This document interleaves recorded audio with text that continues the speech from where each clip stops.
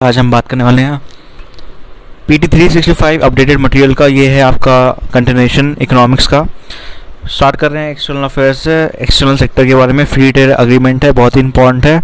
Recently parliamentary standing committee जो commerce पे है उसने बोला है कि हमें FTA रीनेगोशिएट करना चाहिए जापान के साथ, कोरिया के साथ और आसियान के साथ। FTA अलाउ करता है इंपोर्ट बड़े सारे आइटम का कंसेंशल या निल बेसिस पे, और यहाँ पे जो कस्टम ड्यूटी रेट है वो भी बेसिक रहता है। देयर बाय इंकरेज होता है बायलैटरल और मल्टीलैटरल ट्रेड। नीड क्यों है यहाँ पे रीनेगोशिएशन का? नीति आयोग के हिसाब से यूटिलाइजेशन रेट जो है FTA का इंडियन एक्सपोर्टर्स का वो बहुत ही कम है, 5 to 25% तक का है, क्योंकि डिफ़िकल्टीज़ है नेगोशिएशन रूल्स पे। उसके अलावा इंपोर्ट्स जो है FTA के अंडर वो बढ़ रहा है, बेनिफिट जो है FTA के अंडर वो मिसयूज़ हो रहे हैं, जिसकी वजह से एक एडवर्स इफेक्ट आता है डोमेस्टिक इंडस्ट्री पे। इसके अलावा वायलेशन हो रहा है रूल्स ऑफ ओरिजिन पे, जो कि प्रोविज़न है dumping of Chinese products ASEAN से जो आ रहे हैं। इसके अलावा RO एक क्राइटेरिया है जो डिटरमाइन करता है नेशनल सोर्स ऑफ प्रोडक्ट, जो कंज्यूमर प्रोटेक्शन एक्ट 2019 पे था। और इसके बाद यहाँ पे आपको लास्ट ईयर याद होगा जो पास हुआ था। इसके अलावा इंडिया का ट्रेड डेफिसिट जो है आसियान के साथ बढ़ गया है। इसकी वजह से इंडिया का जो नेगेटिव जा रहा है अभी, क्योंकि ट्रेड डेफिसिट ज़्यादा है, रेवेन्यू एक्सपेंडिचर ज़्यादा हो रहा है। इसके अलावा कुछ सजेशन है कमेटी के। पहला है अंटिल रेसिप्रोकल हो रहा है insured with in FTA, concessional tariff होने चाहिए कुछ सेक्टर्स में, जैसे स्टील हो गया वो सस्पेंड होने चाहिए। पीरियोडिक कंप्लायंस होनी चाहिए असेसमेंट कैरिड आउट पीरियड पे। इसके अलावा रिकमेंड कर रहे हैं मोर इंटरनेशनल ट्रेड एग्रीमेंट, जो कि बेनिफिशियल है कंट्री के लिए।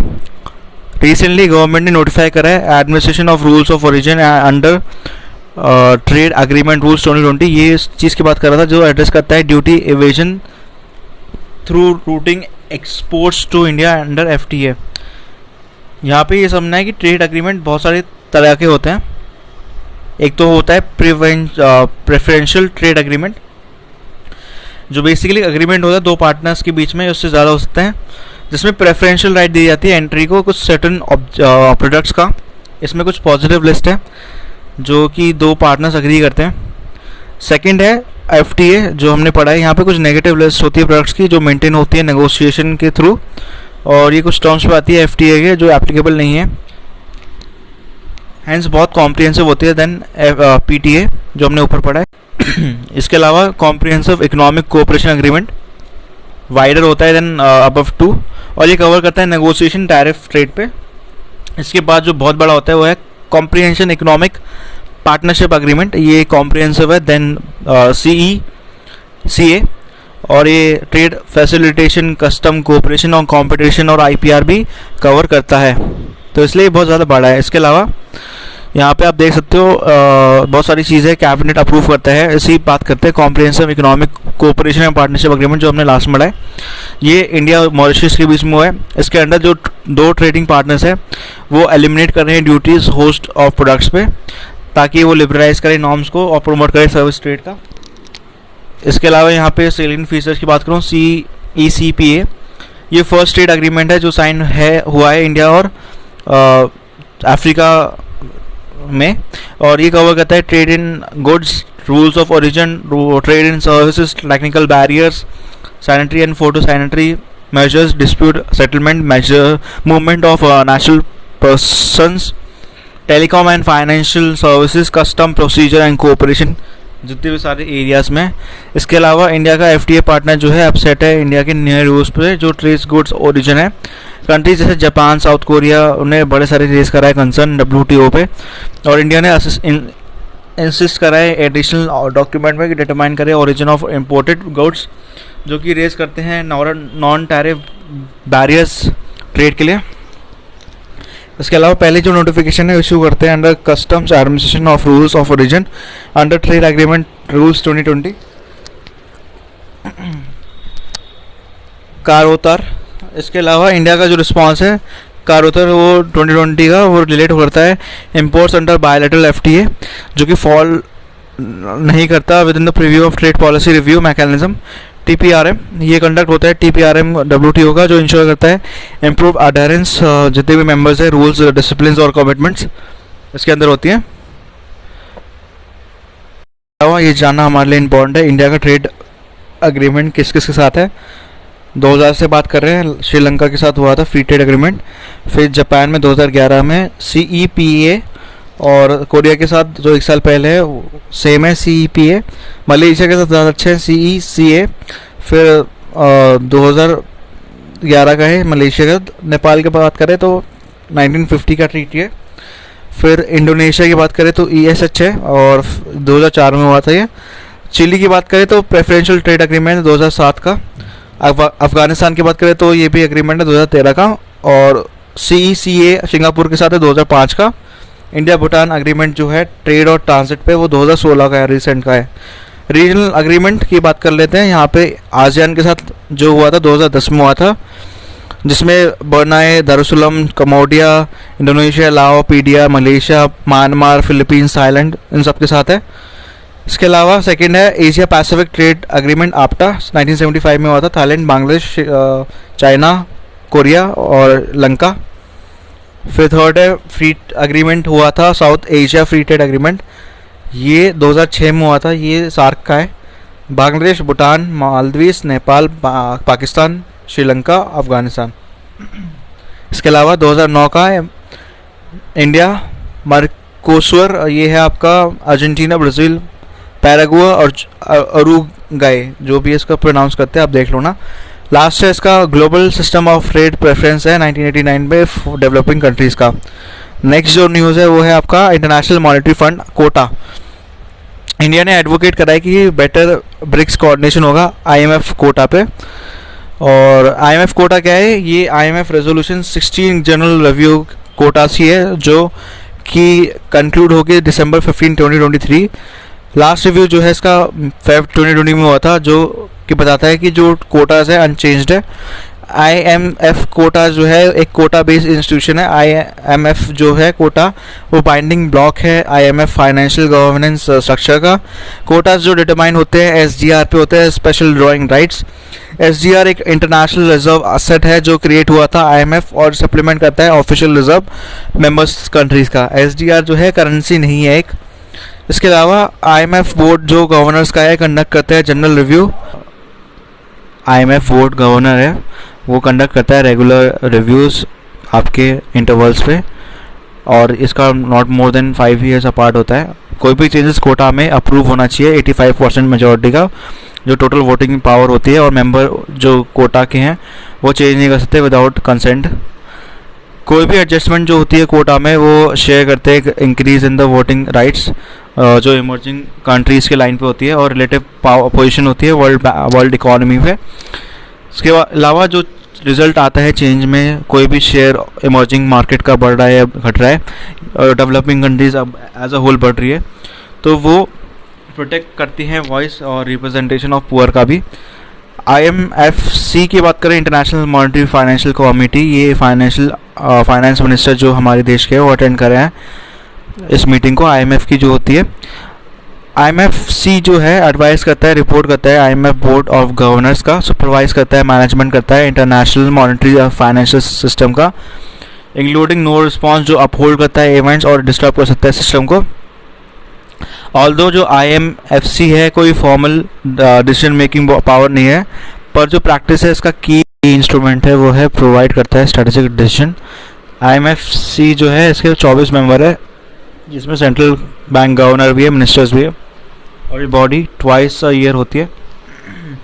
सिग्निफिकेंस क्या है कोटा का? पहला है रिसोर्स कंट्रीब्यूशन, जिसमें कोटा डिटरमाइन होता है maximum amount of financial resource जो मेंबर के पास है, और वो प्रोवाइड करता है IMF को। सेकेंड है वोटिंग पावर, कोटा के हिसाब से डिटरमाइन करता है वोटिंग पावर क्या होगी। वोट्स कंप्राइज करते हैं 1 वोट पर SDR 1 lakh of quota plus basic votes जो होते हैं ये सेम होते हैं हर मेंबर के लिए। एक्सेस टू फाइनेंसिंग, यहाँ पे कोटा डिटरमाइन करता है मैक्सिमम अमाउंट जो फाइनेंसिंग होता है एक मेंबर ऑब्टेन कर सकता है नॉर्मल IMF के जो सर्कमस्टांसेस है।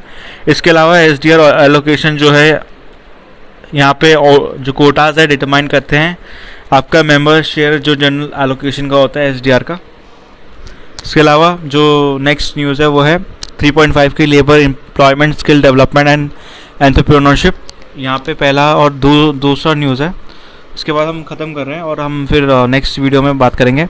रिसेंटली लेबर ब्यूरो ने लॉन्च करा है 2 चीज़, जो 2 आउट ऑफ द 5 थिंग्स जो ऑल इंडिया सर्वे का है। सर्वे क्या है? पहला सर्वे जो लॉन्च हुआ था all India survey of migrant workers और ऑल इंडिया कोलैटरल एस्टैब्लिशमेंट, वो हुआ था एम्प्लॉयमेंट सर्वे के बेस पे। AQEES, यहाँ पे ये सर्वे जो डेवलप होते हैं, डिज़ाइन होते हैं लेबर ब्यूरो के द्वारा, और यहाँ पे डेटा गैप होता है बड़े सारे लेबर एम्प्लॉयमेंट, और ये एविडेंस है जो पॉलिसी मेकिंग प्रोसेस में होता है। इसके अलावा पाथ ब्रेकिंग, यहाँ पे पेपरलेस डेटा कलेक्शन होता है। टेक्नोलॉजी का यूज़ होता है जो रिड्यूस करता है completion time based by 30 to 40%।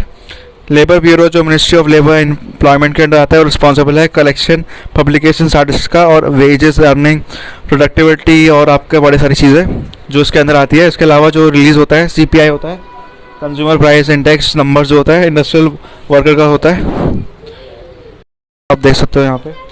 All India survey by bureau, labour bureau, all India survey जो माइग्रेंट वर्कर्स का होता है वो स्टडी करता है एम्प्लॉयमेंट जो इमिग्रेशन से होती है, और वर्कर्स देखते हैं लिविंग कंडीशन जो है फेस करा जाता है, और इम्पैक्ट जो है कोविड-19 का होता है ऑन देयर वर्क। इसके अलावा all India survey of employment generated by professional, जिसमें लॉयर्स, मेडिकल और प्रोफेशनल्स हो गए, कॉस्ट अकाउंटेंट हो गए, CA हो गए। थर्ड है all India survey on employment generated in transport sector. Second last है all India survey on domestic workers, जो कि एस्टिमेट करते हैं number of domestic workers country में, जो फर्स्ट एवर होना चाहिए। इसके अलावा all India quarterly establishment based employment survey provide करता है एम्प्लॉयमेंट एस्टिमेट जो एस्टैब्लिशमेंट करता है एम्प्लॉयर 10 से या उससे ज़्यादा वर्कर्स को। नेक्स्ट जो पॉइंट है उसके बाद ये न्यूज़ खत्म हो रही है। 3.5.2 startup India seed fund scheme, ministry of commerce and industry launch करता है 945 करोड़ स्टार्टअप सीड फंड। ये एम करता है, प्रोवाइड करता है फाइनेंशियल असिस्टेंस जो स्टार्टअप के लिए होती है for the proof of concept, prototype development, product trials, market entry, commercialisation. SISF estimate करता है, सपोर्ट करता है एस्टिमेट जो 3600 स्टार्टअप का होता है थ्रू 300 इंक्यूबेटर्स। ये क्रिएट करता है रोबस्ट स्टार्टअप इकोसिस्टम जो बेसिकली टायर 2 और टायर 3 टाउन्स में होते हैं। अनाउंस करते हैं ये रिसेंटली प्रारंभ startup India international summit. 945 crore जो है डिवाइड होते हैं 4 सालों में, और प्रोवाइड करते हैं सीडिंग फंड जो एलिजिबल रहते हैं startup through eligible incubators. Preference जो दी जाती है स्टार्टअप को, क्रिएट करते हैं इनोवेशन सॉल्यूशन जो social impact, waste management, financial inclusion, education, biotechnology जैसे सर्विसेज पे होते हैं। इसके अलावा यहाँ पे एक एक्सपर्ट एडवाइजरी कमेटी भी है जो department for promotion of industrial and industry trade का है, जो कि रिस्पॉन्सिबल है एग्जीक्यूशन और मॉनिटरिंग इस स्कीम के अंडर। इसके अलावा एलिजिबिलिटी क्राइटेरिया जो है स्टार्टअप का, ये एक स्टार्टअप रिकग्नाइज होता है DPIIT के, जो इनकोऑपरेट करता है not more than 2 years ago. Second है स्टार्टअप को रिसीव नहीं होना चाहिए, should not have receive more than 10 lakhs monetary support under any government या स्टेट गवर्नमेंट स्कीम। इसका मतलब ये नहीं प्राइज मनी नहीं मिलेगा उनको, इसमें प्राइज मनी इंक्लूड नहीं है फ्रॉम कंपटीशन और जो भी चैलेंजेस है। इसके अलावा जो शेयर होल्डिंग है इंडियन प्रोमोटर्स का, ये स्टार्टअप्स को एटलीस्ट 5% होना चाहिए time of application. Incubators for the scheme as per the companies act 2013। Preference दिए जाएंगे स्टार्टअप क्रिएटिंग इनोवेशन सोल्यूशन को जो सोशल इम्पैक्ट, वेस्ट मैनेजमेंट या वाटर मैनेजमेंट पे बात कर रहे हो। इसके अलावा इनिशिएटिव क्या है स्टार्टअप फंडिंग का, एक नेशनल सीड फंड होगा जो अनाउंस हुआ था बजट 2020-2021 जो सपोर्ट करता है आइडिएशन और डेवलपमेंट अर्ली स्टार्टअप का। सेकेंड है फंड ऑफ फंड्स स्टार्टअप का होगा जो 10,000 करोड़ का आता है स्टार्टअप इंडिया स्कीम के अंडर। वेंचर कैपिटल स्कीम भी है, मल्टीप्लाई ग्रांट स्कीम भी है, मुद्रा योजना भी है। India currently 3rd largest startup ecosystem है वर्ल्ड में, जो कि क्लोज टू 38 यूनिकॉर्न्स है, और इसमें कलेक्टिव वैल्यूएशन होती है 130 बिलियंस की। जो स्कीम एप्लीकेबल है सेपरेट एलिजिबिलिटी क्राइटेरिया इंक्यूबेटर्स का। इसके साथ ही न्यूज़ खत्म होती है। अगर आपको सोशल मीडिया में कनेक्ट होना है मेरे साथ, तो आप इंस्टाग्राम पे ये UPSC राजेश विद राहुल पे आप फॉलो अप कर सकते हो, जिसका लिंक डिस्क्रिप्शन पे है। अगेन टेलीग्राम का भी लिंक डिस्क्रिप्शन पे है, आप सीधा लिंक से कनेक्ट हो जाओगे और आपको अपडेट्स आती रहेंगी, तो ये ज़रूर करना। और सारी चीज़ें लिंक डिस्क्रिप्शन पे है। चलिए वीडियो की तरफ बढ़ते हैं।